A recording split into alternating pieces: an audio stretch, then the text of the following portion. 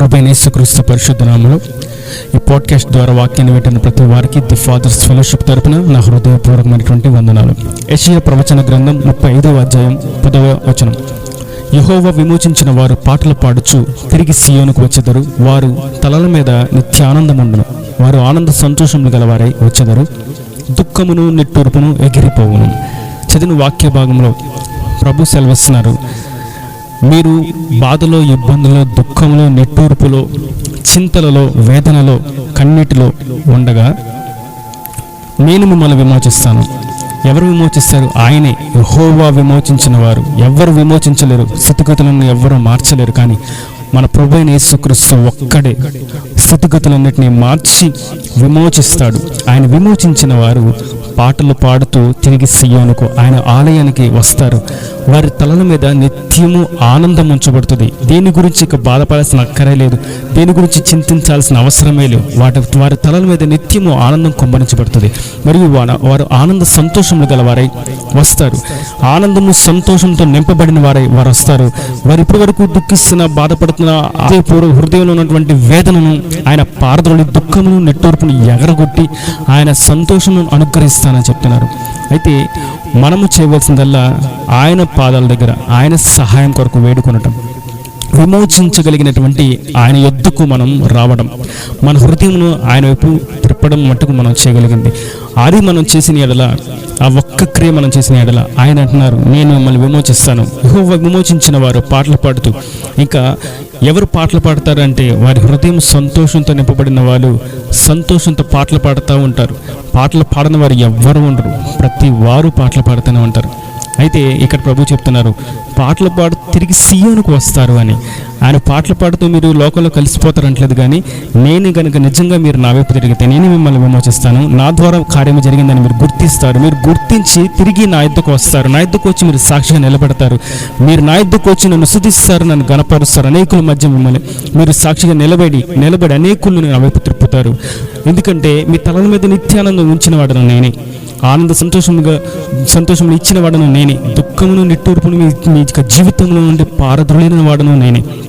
నేటి తరంలో అనేకమైనటువంటి సమస్యలతో, బాధలతో, ఇబ్బందులతో బాధపడుతూ కుటుంబ పరంగా, వృత్తిపరంగా, చదువుల్లోనూ, వ్యాపారంలోనూ, భార్యాభర్తల మధ్య, పిల్లల మధ్య అనేకమైనటువంటి సమస్యలు, ఒడిదుడుకులు, ఇబ్బందులు. మరింకా మనం మాట్లాడితే ఆధ్యాత్మికంగా ఎదుగుదల లేనటువంటి స్థితిగతులు, వాళ్ళకి సరైన ఆహారం, తృప్తికరమైనటువంటి ఆత్మ సంబంధమైనటువంటి ఆహారం వారికి అందకపోవడం, వారి దుఃఖంలోనే ఉండిపోవడం, వాళ్ళు విమోచించే వారు ఎవరు లేకపోవడం, తోడేళ్ళు వంటి వారు వారి యొక్క ధనము కొరకు, వారి యొక్క వైభోగాల కొరకు, వారి యొక్క భోగాల కొరకు ఉపదేశాలు చేస్తూ, లేనిపోని మాటలు చెప్తూ, వాక్యాన్ని వక్రీకరిస్తూ సంఘాలను దోచుకుంటున్న వారు ఉన్న సమయంలో జనులు వారిని విమోచించేవారు ఎవరు అని కుడి ఎడమలకు వ్యత్యాసం తెలియని వారుగా వారు బాధలకు, ఇబ్బందులకు గురవుతూ ఉంటే ప్రభు చెప్తున్నారు, నేనే మిమ్మల్ని విమోచిస్తాను. పాత నిబంధనలో ఉన్నట్లుగా మీరు యాజకుల దగ్గరికి వెళ్ళాల్సిన అక్కర్లేదు. మీరు ఎవరెవరు సహాయాన్ని కోరుకు అక్కర్లేదు. మీరు ఎక్కడ ఉంటే అక్కడ మీరు మోకరించి మీరు ప్రార్థిస్తే నేనే మిమ్మల్ని విమోచిస్తాను. దాన్ని ఆయన గుర్తు చేస్తూ ఈనాడు ఈ తరంలో ప్రభు ఈ పరిచయం కూడా ఇచ్చింది. అందుకే ది ఫాదర్స్ ఫెలోషిప్ అంటే తండ్రితో సహవాసం, మనుషులతో సహవాసం కాదు, మాతో మనుషులతో సేవ చేస్తున్న వారితో సహవాసం కాదు, కానీ తండ్రితోనే సహవాసం. మీరు ప్రార్థన చేస్తే ద్వారాలు దేవుని యొద్ద నుంచి తెరవబడి మీకు సహాయం అందించబడుతుంది.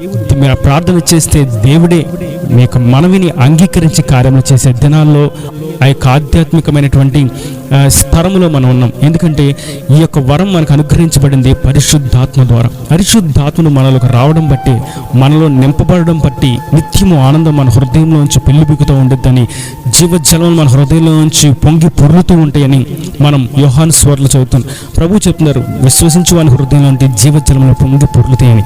ఎటువంటి సంతోషం ఇది? మన అప్పులు తీర్చబడితే వచ్చే సంతోషం కాదు, పెళ్లి జరిగితే వచ్చే సంతోషం కాదు, పిల్లలు పుడితే వచ్చే సంతోషం కాదు, ఇల్లు కడితే వచ్చే సంతోషం కాదు, ఇంకా లోకంలో ఉన్న వాటి కోరికలు తీర్చబడితే వచ్చేటువంటి సంతోషం కాదు, కానీ అది వస్తుంది. అటువంటి సంతోషం ఆయన ఇస్తాడు. అయితే దానికి మించిన సంతోషం ఇది. వారి తలల మీద నిత్యము ఆనందం ఎలా ఉంచబడుతుంది?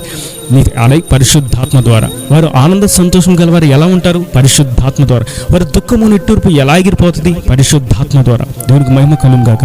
ఇట్లాగా ఆయన మన పూర్వీకుల దినముల్లో ఒకరి జీవితం ఆయన చేశాడు. అది మనం చూసినట్టయితే ఎస్తేరు గ్రంథంలో మొర్దెకై అని ఒక ఆయన ఉన్నాడు. షూషాను కోటలో బెన్యామీనీయుడగు కీషునకు పుట్టిన షిమీ కుమారుడు యాయిరు వంశస్థులైన మొర్దెకై అని ఒక యూదుడు ఇతను. అయితే అతని రాజ్యంలో ఇతను ఒక సెక్యూరిటీ గార్డ్, ద్వారం దగ్గర నిలబడి ఒక కర్రను పట్టుకొని కాపు కాసే వ్యక్తి. ఈ వ్యక్తి దగ్గరికి ఒక యజమానుడు వచ్చాడు, ఆ రాజ్యంలో ఒక ఉన్నత స్థాయిలో ఉన్నటువంటి వ్యక్తి. అతను వచ్చినప్పుడు ఇతను వంగి నమస్కారం చేయలేదని, ఇతన్ని చంపటం మట్టుకు కాదు కానీ ఇతని యొక్క జాతిని అంతటిని, అంటే యూదులను అందరినీ కూడా హతము చేయాలనేటువంటి దురుద్దేశంతో ముందుకు సాగాడు. అయితే ఆ సమయంలో మొర్దెకై చేసింది ఒకటే, యూదులను అందరినీ చంపాలనేటువంటి ఆలోచనతో హామాను ఉండగా మొర్దెకై చేసింది ఒకటే, కేవలం ప్రార్థించాడు. గోనె పట్ట కట్టుకున్నాడు, తన తల మీద బూడిద వేసుకున్నాడు, మౌనంగా ఉపవాసంతో ప్రార్థన చేస్తున్నాడు.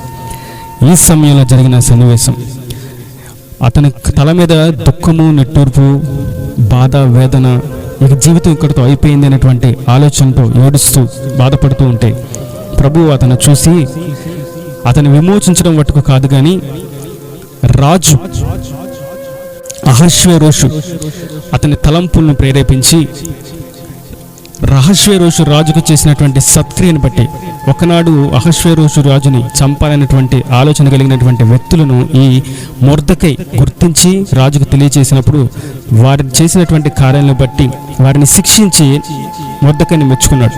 అయితే అహష్వేరోషు రాజును దేవుడు ప్రేరేపించి అతని ఆస్థానంలో ఉన్నటువంటి యొక్క దినవృత్తాంతాల గ్రంథాన్ని చదువుతూ ఉండగా మొర్దెకై అనే వ్యక్తి అతనికి చేసిన మేలుని బట్టి ఏ యొక్క బహుమానం అతనికి ఇవ్వలేదన్న విషయాన్ని గుర్తించి ఏ రాత్రి మొర్దెకై ఏ రోజైతే దుఃఖముతో తల మీద బూడిద వేసుకొని బాధతో ఉన్నాడో ఆ రాత్రి అహష్వేరోషు రాజు ఇతనికి మనం ఏ బహుమానం ఇవ్వలేదు, అతన్ని పిలిపించండి అని చెప్పి అతన్ని పిలిపించి అతనికి రాజు పెట్టుకునేటువంటి కిరీటాన్ని, రాజు వేసుకునేటువంటి వస్త్రాలను, రాజు వెళ్ళేటువంటి రథాన్ని, అటువంటి అలంకరణను ఇచ్చి అతన్ని గణపరచాలి. ఆ ఊరు మొత్తం తిప్పి రాజు గణపరచు వాడిని ఎలాగూ గణపరుస్తాడు అని గుర్తించేలాగా అతన్ని మనం గణపరచాలని చెప్పి అహష్వేరోషు రాజు భటులను పంపించి అతన్ని తెప్పించిందంటే, వీరు వెళ్ళినప్పుడు మొర్దెకై ఏ స్థితిలో ఉన్నాడు, దుఃఖము, నిట్టూర్పు, వేదన, ఇక జీవితం ఇక్కడితో అయిపోయింది, మా తరం, మా జాతి అంతా కూడా అంతమైపోతుంది అనేటువంటి ఆలోచనల బాధలో ఉంటే అతని వద్దకు భటులు వచ్చి ఆ యొక్క దుఃఖ వస్త్రాలు తీసివేసి అతని తల మీద బూడిద తీసివేసి అతనికి స్నానం చేపించి మంచిగా రాజవస్త్రాలు ధరింపచేసి రాజు కిరీటాన్ని ఇచ్చి దాని రాజు యొక్క రథమును ఎక్కించి ఆ ప్రాంతంలో గణపరుస్తూ ఉంటే మొర్దెకై విషయంలో జరిగినటువంటి కార్యం దేవుడు విమోచించాడు. విమోచించిన వారి తలల మీదకి దుఃఖము, నిట్టూర్పు ఎగిరిపోతుంది అని. హామాను అనే వ్యక్తి ఆ జాతిని మొత్తాన్ని హతం చేద్దామని అనుకున్నాడనే విషయం అహష్వేరోషు రాజుకు తెలిసి హామానును అందరిని హతం చేసినట్లుగా, ఎవ్వరూ లేకుండా విమోచింపబడినట్లుగా, మొర్దెకైకి ఎదురు తిరిగిన వారు అనగా మొర్దెకై యూదుడు, దేవుని యొక్క జనాంగమునకు ఎదురు తిరిగిన వారు ఎవ్వరూ చరిత్రలో నిలిచి ఉండలేదని, వారు విమోచించబడి సంతోషం గలవారై ఉన్నారని మనం ఎస్తేరు గ్రంథంలోనూ చూస్తూ ఉంటాం. కాబట్టి యెహోవా విమోచించిన వారు ఆనంద సంతోషం గలవారై తిరిగి సియోనుకు వస్తారు. వారి తలల మీద నిత్యము ఆనందం ఉంచబడుతుంది. వారు ఆనంద సంతోషం గలవారై వస్తారు. దుఃఖమును, నిట్టూర్పు ఎగిరిపోతుంది అని చెప్పిన వాక్య భాగం మన పితరుల జీవితంలో ఆడు చేసినాడు ప్రభు. నేడు మన జీవితంలో చేయడానికి సమర్థుడు, శక్తి గలవాడు. నేటి తరంలో కూడా అనేకులు క్రైస్తవులకు విరోధులుగా, మతోన్మాదులుగా తిరుగుతూ చలాయిస్తూ ఉండగా వారందరి నుంచి కూడా విమోచించేవాడు మన ప్రభువైన యేసుక్రీస్తు ఒక్కడే. దానికి మహిమ కలుగును గాక. చిన్న పరిశుద్ధ వాక్యం దేవుడు మన హృదయాలను నిలకట్టి ఫలింపచేయను గాక. ఆమేన్. God bless you.